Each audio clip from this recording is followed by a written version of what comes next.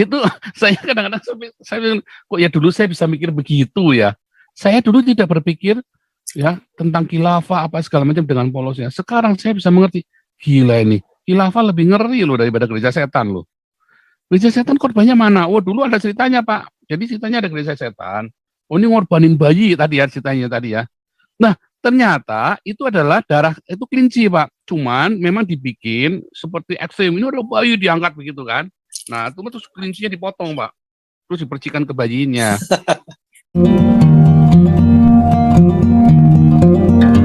Jadi namanya menghujat zaman Yesus itu bukan fuck, bukan begitu ya, bukan begitu. Kalau itu kan kalau ceritanya Mongol sama kalau ceritanya lagu-lagunya hujatan-hujatan di gereja itu kan fuck you, fuck you, fuck you begitu kan? Bukan begitu namanya menghujat. Menghujat itu kalau Anda bukan orang Yahudi, terus Anda cerita tentang bait suci, ngomong tentang bait suci. Walaupun yang Anda ngomong benar, itu tetap menghujat. Itu namanya menghujat. Kayak Stefanus itu dibunuh itu loh. Ya kan? Terus, Yesus mengaku bahwa dia adalah anak Allah. Itu menghujat. Itu menghujat. Jadi bukan Yesus maki-maki Yehova Elohim, bukan. Itu mah menghujat kelas tukang beca. Ya. Jadi sama seperti Muhammad menyangkal Yesus disalib, itu hujatan yang luar biasa. Justru itulah hujatan. Definisi hujatan apa sih? Makanya harus ngerti teman-teman ya. Hujatan itu bukan fak. Tuhan fak, Allah fak. Bukan begitu. Itu bukan hujatan itu. Yang namanya hujatan yang di dalam Alkitab kita yang dimengerti oleh orang Yahudi di zaman Perjanjian Lama dan Perjanjian Baru, ya, ketika dia itu, ya, misalnya nih rakyat jelata tiba-tiba ngomong Yehova, wah itu langsung itu hujatan itu, ya. Terus ya, siapa lagi yang menghujat, yang dianggap menghujat itu? Itu tadi Yesus mengaku dirinya anak Allah, ya kan? Kemudian si Stefanus, dia kan orang half Jewish, ya kan, setengah Yahudi setengah Yunani. Terus dia cerita tentang bait suci, ngotbahin orang Yahudi tentang bait suci, itu menghujat. Itu menghujat, walaupun yang dia ngomong itu benar semua. Nah, kayak Muhammad, ya kan, dia cerita Yesus tidak disalib, itu menghujat. Bukan fak Muhammad, fak Allah. Itu tidak menghujat. Ya, fak Muhammad, fak Allah, fak itu bukan menghujat. Definisi itu bukan menghujat, tapi bagi orang Islam itu menghujat. Nah, lucu kan? Definisinya beda-beda. Oh, ini malah memuliakan katanya. Itu malah memuliakan. Bukan. Itu menghujat. Anda lihat di Alkitab. Tidak ada yang orang berkata dengan memaki-maki Tuhannya orang Yahudi disebut bukan. Tapi ketika dia orang bukan non-Yahudi menyebut atau cerita tentang simbol-simbol sucinya orang Yahudi, walaupun tidak ada kemarahan di sana, itu menghujat. Termasuk Yesus, termasuk orang Stefanus yang dihukum, ya kan, yang sempat dituduh menghujat agama. Paulus sempat dituduh. Setelah Paulus menjelaskan, aku ini orang Farisi. Wah, mereka panik semua. Ini ternyata orang kita sendiri. Wah, tapi kan imam-imam tetap bersekongkol karena punya dendam lama sama Paulus. Itu ya. Lucu tadi, bagus tadi ya kata penghujatan itu. Penghujatannya tingkat tinggi Muhammad itu. Tingkat tinggi. Itu yang menghujat. Ya. Makanya Muhammad itu hukumannya itu langsung masuk neraka, nggak pakai dihakimi lagi. Langsung masuk. Dengan hukuman terberat. Sama-sama dengan Allahnya. Masuk neraka. Ya. Allah sama Nabi Allahnya Muhammad itu sama Nabi palsunya masuk neraka. Jadi kalian ditunggu di neraka itu. Kalian ditunggu di neraka itu, kalian umat Islam itu ditunggu sama Muhammad. Makanya Muhammad bilang, ya, semua orang Islam itu masuk ke neraka. Nanti kalau Allahnya kalian bisa keluar dari neraka, dia akan menyelamatkan kamu kalau bisa. Masalahnya nggak bisa kan?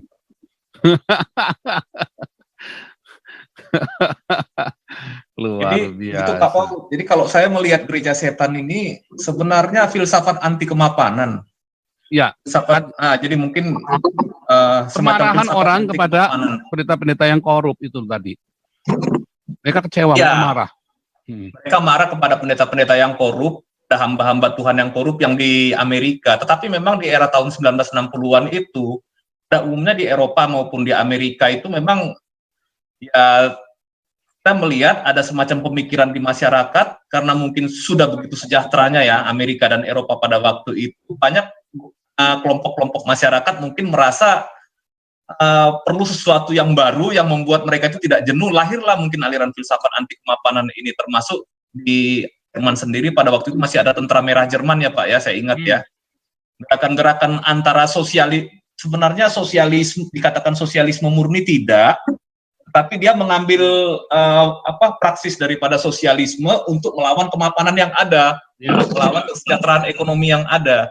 Jadi salah satunya itu adalah dari sisi spiritual, melawan kemapanan spiritual kekristenan ini adalah dengan menggunakan gereja setan. Walaupun sebenarnya gereja setan itu tidak punya doa-doa ataupun ritual khusus, dia memang ada kitab sucinya, tetapi dia tidak tahu yang namanya setan yang secara supranatural gitu. Berbeda dengan konsep supranatural di bumi Nusantara ini. Nah, tapi yang penting bagi mereka itu adalah mereka bisa menghujat ketuhanan Yesus, itu yang paling utama gitu, Pak. Itulah kira-kira kalau mengenai gereja setan ini. Jadi ya kalau saya bilang ya ini semacam apa ya, kayak semacam pop culture juga lah yang lahir di era tahun 1960-an. Nah, kalau misalkan ada hamba Tuhan di sini mengkhawatirkan gereja setan itu seperti yang dia katakan, coba dibuktikan dulu. Apa pernahkah polisi menangkap ritual seperti itu, mengorbankan bayi pernah dilakukan dalam suatu perjamuan kudus Allah mereka? Saya kira nggak ada buktinya, Pak. Gitu. Saya belum pernah menemukan link berita dan bukti-buktinya gitu. Tapi kalau dikhotbahkan sepertinya kesannya ini luar biasa seramnya gitu. Ya, kayaknya ya. Mengerikan gitu ya Pak ya. Mereka kita juga tahu lah yang namanya setan, tapi begitu ketemu Islam mereka nggak ada. Yut. Saya ingat dulu saya di mana ya, di channelnya siapa tuh. Wah, ini Paul ini sesat, ini begini, ini gara-gara ngomong, masa saksi Yehova nggak dibilang sesat? Saya bilangin, kamu gara-gara saksi Yehova ngaku Yesus sebagai Allah, kamu bilangin sesat. Nah itu Muhammad itu sesat nggak? Nggak ada yang berani ngomong. Kan bangsat semua nih orang-orang Kristennya juga kan. Bangsat juga. Orang Kristen berani teriak-teriak saksi Yehova sesat gara-gara tidak mengakui Yesus adalah Allah. Berani nggak nih orang Kristen di Indonesia bilang Muhammad sesat? Nggak ada yang berani. Itulah berarti mereka itu benar-benar agamanya itu cuma buat pembicaraan di mulut doang, nggak di hati. Itu sama tuh para Yahud itu. Jadi gereja setan ini dibicarakan dengan begitu heboh, dibikin seminarnya di gereja. Wah, saya dulu gandrung ya, seminar gereja setan. Saya termasuk salah satu pembicara seminar gereja setan gitu kan. Children of God. Itu saya kadang-kadang saya kok ya dulu saya bisa mikir begitu ya. Saya dulu tidak berpikir ya tentang khilafah apa segala macam dengan polosnya. Sekarang saya bisa mengerti, gila ini. Khilafah lebih ngeri loh daripada gereja setan loh. Gereja setan korbannya mana? Oh dulu ada ceritanya Pak. Jadi ceritanya ada gereja setan. Oh ini ngorbanin bayi tadi ya ceritanya tadi ya. Nah ternyata itu adalah darah, itu kelinci Pak. Cuman memang dibikin seperti ekstrem. Ini ada bayi diangkat begitu kan. Nah terus kelincinya dipotong Pak. Terus dipercikan ke bayinya. Tapi kan serem Pak. Kalau dikasih musik yang ngeri begitu kan. Musik apa Metallica begitu kan. Terus dikasih begitu kan serem Pak. Bayinya di kelincinya itu darahnya dianukan ke bayinya loh Pak. Ini serem loh Pak. Kalau saya melihat fenomena gereja setan ini, dia juga nggak menarik pengikut sebanyak-banyaknya Pak. Hanya orang-orang yang mereka anggap rasional yang akan mereka ajak. Ini pengamatan saya sebagai budayawan ya. Mereka nggak mengejar itu Pak, bukan mengejar jemaat, nggak sampai sejauh itu gitu. Jadi pikiran yang mereka lebih utamakan, rasionalitas dan anti dari kemapanan, termasuk kemapanan dalam soal kepercayaan ya. Terutama yang mereka protes itu adalah kekristenan karena mereka tidak suka kekristenan ini membawa kemapanan. Mereka butuh sesuatu yang baru, apalagi mungkin dia melihat hamba-hamba Tuhan yang korup gitu ya, seperti di Amerika. Nah, lahirnya kan dari sana ini Pak Paul. Tapi yang jelas intinya pada akhirnya adalah hujatan terhadap Tuhan Yesus, itu yang jelas. Yang kedua, yang terakhir itu kecenderungannya sama dengan Children of God di tahun 70-80-an yang masuk ke Indonesia ataupun Family of Love gitu, itu sama. Ya. Ujung-ujungnya apa? Di akhir-akhirnya pasti pesta seks, Pak. Gitu aja. Benar. Jadi ajarannya paling intinya adalah pesta seks gitu. Jadi hal-hal yang seperti itu tuh sebenarnya cuma gara-gara dilabelin doang tuh. Coba kalau nggak pakai label. Ya, dilabelin aja Pak. Kelamin itu kan ada orang yang suka ngincar ini kan gadis-gadis atau istri orang kan. Teman-teman karyawan kantor temanmu itu kan ada yang penjahat kelamin kan. Terus coba para gigolo ini dilabelin Children of God. Wah, langsung gereja setan ini. Padahal kan dia cuma gigolo doang misalnya.